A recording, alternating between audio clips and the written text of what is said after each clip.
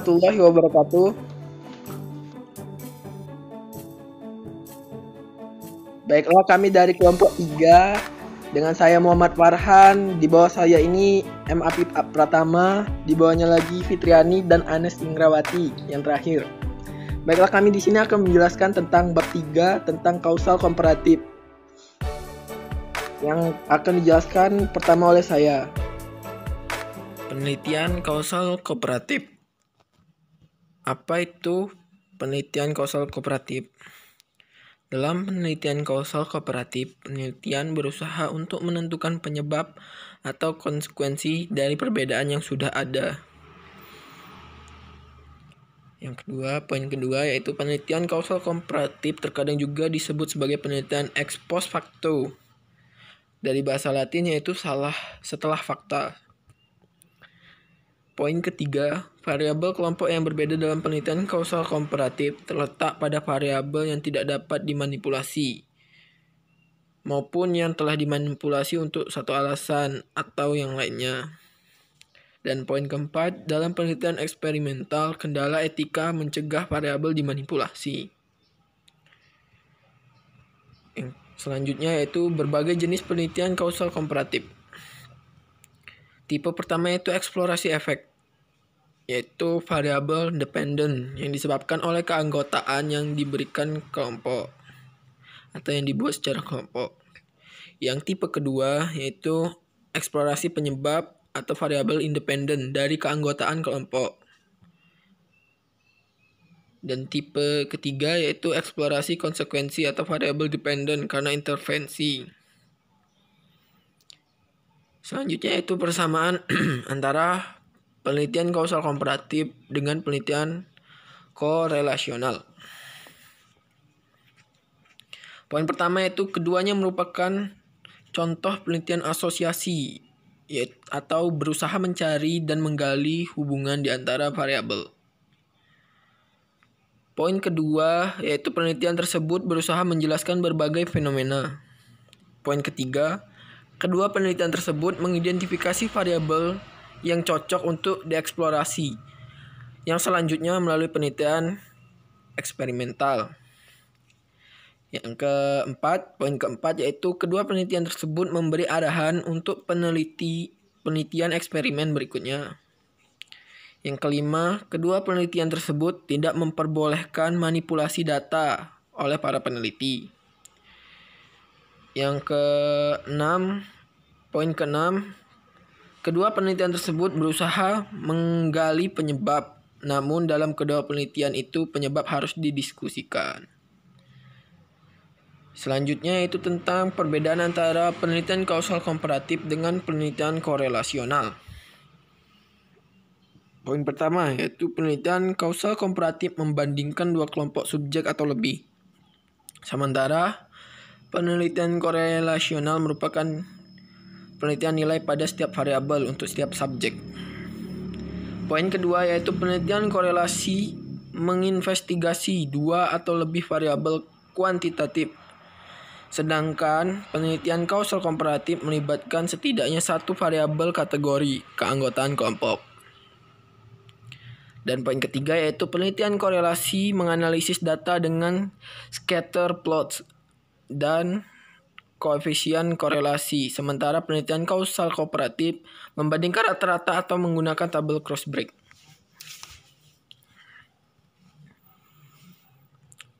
Selanjutnya yaitu persamaan antara penelitian kausal komparatif dengan penelitian eksperimen.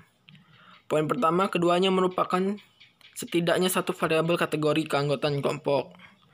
Poin kedua yaitu penelitian tersebut membandingkan perilaku rata-rata nilai untuk menentukan hubungan. Poin ketiga yaitu kedua penelitian tersebut membandingkan kelompok subjek secara terpisah. Selanjutnya perbedaan antara penelitian kausal komparatif dengan penelitian eksperimen. Poin pertama, dalam penelitian eksperimen, variabel independen dan dimanipulasi. Dalam penelitian kausal komparatif, tidak terjadi manipulasi variabelnya. Poin kedua yaitu penelitian kausal komparatif akan memberikan bukti penyebab yang lebih lemah dibandingkan dengan penelitian eksperimen. Poin ketiga, dalam penelitian eksperimen, peneliti dapat menunjukkan subjek menjadi kelompok tertentu. Dalam penelitian kausal komparatif, kelompok telah dibentuk peneliti yang tetap. Dan poin keempat yaitu dalam penelitian eksperimen, peneliti memiliki fleksibilitas yang jauh lebih besar dalam merumuskan struktur desain. Langkah-langkah yang dilakukan dalam penelitian kausal komparatif yaitu ada 4 langkah. Poin pertama yaitu rumusan masalah, yang kedua yaitu sampel, yang ketiga instrumen, dan yang terakhir itu desain. Rumusan masalah. Langkah pertama adalah merumuskan sebuah permasalahan dalam penelitian kausal komparatif adalah dengan mengidentifikasi dan membatasi fenomena tertentu dan kemudian memperhatikan penyebab atau konsekuensi dari fenomena ini. Contohnya yaitu seorang peneliti terkait pada kreativitas siswa. Apa yang menyebabkan kreativitas? Mengapa hanya sedikit siswa yang memiliki kreativitas yang tinggi sementara sebagian siswa yang tidak memiliki kreativitas? Mengapa pada awalnya para siswa yang tampak memiliki kreativitas menjadi hilang kreativitasnya? Mengapa sebagian siswa yang dulunya tidak kreatif menjadi kreatif di kemudian hari dan sebagainya? Sampel. Pekerjaan yang paling penting di sini adalah membatasi dengan hati-hati berdasarkan ciri-ciri yang akan diteliti dan kemudian memilih kelompok yang berbeda-beda berdasarkan ciri-cirinya. Hal ini artinya mendefinisikan secara jelas istilah dari kreativitas yang dimaksud contoh sebelumnya. Instrumen.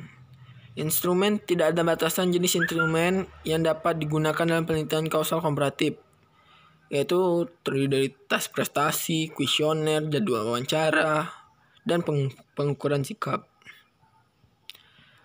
Selanjutnya itu desain. Desain dasar penelitian kausal komparatif adalah dengan cara memilih 2 kelompok atau lebih yang berbeda pada variabel tertentu dan kemudian membandingkan dengan variabel lain. Tidak terjadi manipulasi pada data ini. Kelompok dibedakan dengan 2 cara. Yang pertama, kelompok yang memiliki ciri-ciri atau kriteria yang kelompok lain tidak memilikinya, atau kelompok berbeda-beda dari ciri-ciri yang telah dikenalnya. Materi selanjutnya yaitu ancaman validitas internal pada penelitian kausal komparatif. 2 kelemahan dalam penelitian kausal komparatif adalah kurangnya randomisasi atau acak dan tidak kemampuan untuk memanipulasi variabel independen. Manipulasi variabel independen tidak mungkin dilakukan karena kelompok telah ada pada variabel independen. Selanjutnya instrumentasi. Kerusakan instrumen. Langkah pertama yaitu decay instrumen. Dalam penelitian ini berarti kelelahan pewawancara. Ini tentu saja dapat mempengaruhi informasi yang diperoleh siswa pada kedua kelompok.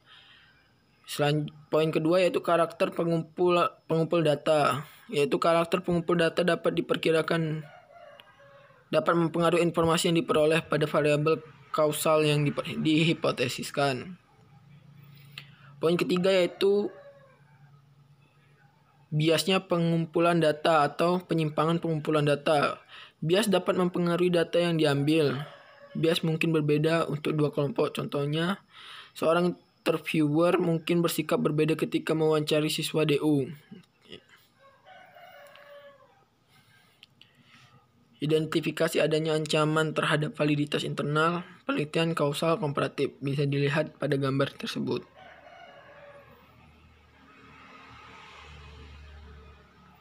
Selanjutnya yaitu analisis data. Poin pertama yaitu menyusun poligon frekuensi.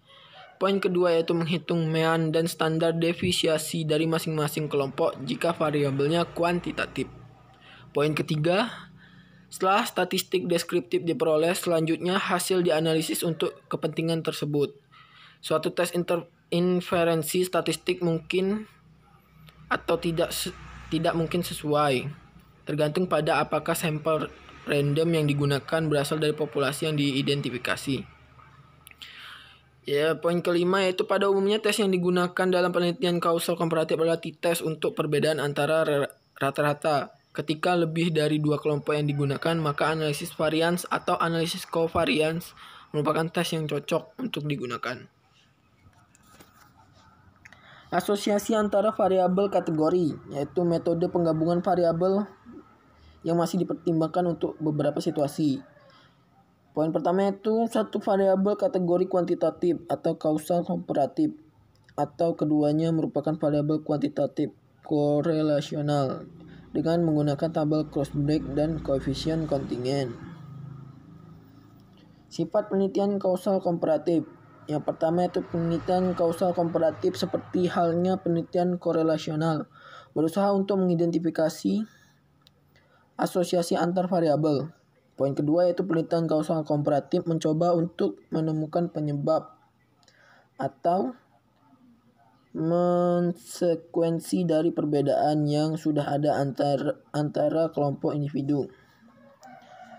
Poin ketiga yaitu pendekatan dasar kausal komparatif adalah dimulai dengan mencatat perbedaan antara dua kelompok dan kemudian mencari kemungkinan penyebab atau konsekuensi dari perbedaan ini. Poin keempat yaitu ada 3 jenis penelitian kausal komparatif, yaitu eksplorasi efek, eksplorasi penyebab, dan eksplorasi konsekuensi, di mana ketiganya berbeda dalam tujuan dan struktur. Ketika melakukan percobaan akan mengambil waktu yang cukup lama dan biaya yang cukup mahal. Penelitian kausal komparatif terkadang digunakan sebagai alternatif saja. Seperti dalam penelitian dan poin terakhir, seperti dalam penelitian korelasional, hubungan juga dapat diidentifikasi dengan kausal komparatif, tapi penyebab tidak dapat sepenuhnya diketahui. Jadi ada 6 sifat penelitian kausal komparatif. Penelitian kausal komparatif versus korelasional. Kesamaan dasar antara penelitian kausal komparatif dan korelasional adalah bahwa keduanya berusaha untuk mengeksplorasi hubungan antara variabel. Ketika hubungan diidentifikasi melalui penelitian kausal komparatif, terkadang hubungan tersebut dipelajari melalui penelitian eksperimen. Penelitian kausal komparatif versus eksperimen. Dalam penelitian eksperimental, variabel keanggotaan kelompok dimanipulasi. Dalam penelitian kausal komparatif, perbedaan kelompok sudah ada. Asosiasi antara variabel kategori, yaitu tabel Cross-Break dan koefisien kontingensi, dapat digunakan untuk menyelidiki kemungkinan hubungan antara variabel kategori, meskipun prediksi dari tabel Cross-Break tidak presisi. Untungnya ada pertanyaan relatif sedikit kepentingannya dalam pendidikan yang melibatkan dua variabel kategorial. Ada kesalahan, saya mohon maaf. Kepada Allah saya mohon ampun. Saya akhiri. Wassalamualaikum warahmatullahi wabarakatuh.